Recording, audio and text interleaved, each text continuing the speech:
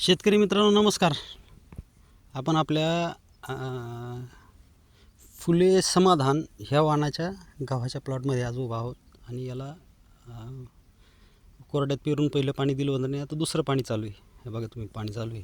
आज आभाळाचं वातावरण आहे, थोडंसं सोलरही कमी चालतं आहे. सोलरचं पाणी याच्यामध्ये आपण 3 टप्पे केलेले आहेत. हा सगळा आपला 2.25 एकराचा प्लॉट आहे. निम्म्यातून इकडं पाणी येतं आहे आणि निम्मा पलीकडे भिजायचं राहिलं आहे अजून. मला तुम्हाला दाखवायचं आहे की पिकात रोज कसे बदल दिसतात आणि थोडंसं खत व्यवस्थापनाबद्दलही बोलायचं आहे. आपण पेरणीच्या वेळी याला सीड ट्रीटमेंट घेताना नॅनो DAPची सीड ट्रीटमेंट घेतली होती.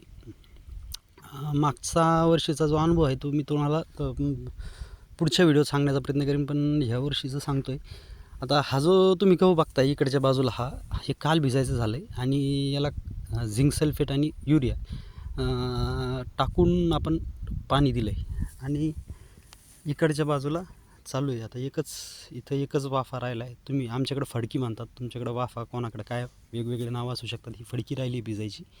तुम्ही बघा, याच्यापेक्षा हा गहू मोठा दिसतो आहे आणि कलरही आला आहे.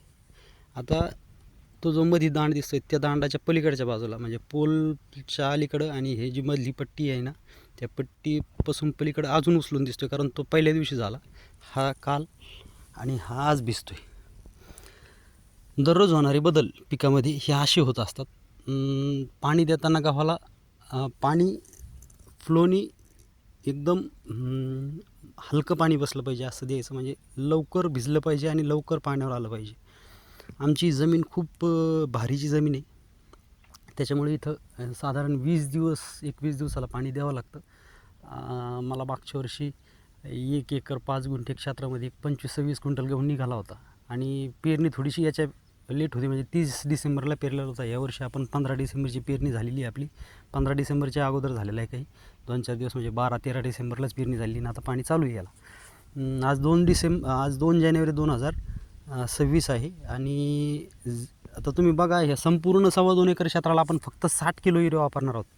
इथं दिसतही नसेल तुम्हाला, पण झूम जर केलं तर मग दिसतो. बघा असा युरिया टाकताना एक काळजी घ्यायची शेतकरी मित्रांनो. युरिया जेव्हा तुम्ही युरिया टाकणार, तो युरिया सगळ्या रानाला एक खड्डी एकत्र विस्कटून देऊ नका. 1 तासभरात जेवढं तुमचं रान भिजणार आहे तेवढाच युरिया टाका, बाकीचा तसं राहू द्या. आणि झिंक सल्फेट त्याच्यामध्ये मिक्स करताना झिंक सल्फेट पाण्याच्या संपर्कात आलं की पाणी सुटतं आणि मग ते टाकायला अवघड जातं.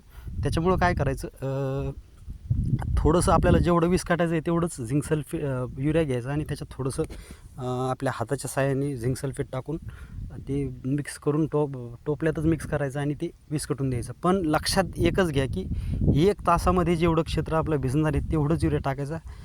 मग पुन्हा 1 तासाचं नियोजन करायचं. युरिया टाकून दिवसभर दुपारपर्यंत असं काही करू नका, कारण त्याने युरिया काय होतो, युरिया हवेत उडतो. मग आपल्याला म्हणजे 50% युरिया तर हवेतच उडून जातो, मग आपल्याला कामात येत नाही. आणि थोडंसं तणनाशक मारताना मी तुम्हाला बोलणार आहे. तणनाशक आपण याच्यात पाय थांबायला लागले की याच्यात तणनाशकचा एक स्प्रे घेणार आहे आणि तणनाशकचा स्प्रे घेताना मी तुम्हाला थोडीशी अजून याच्यात सखोल माहिती देणार आहे.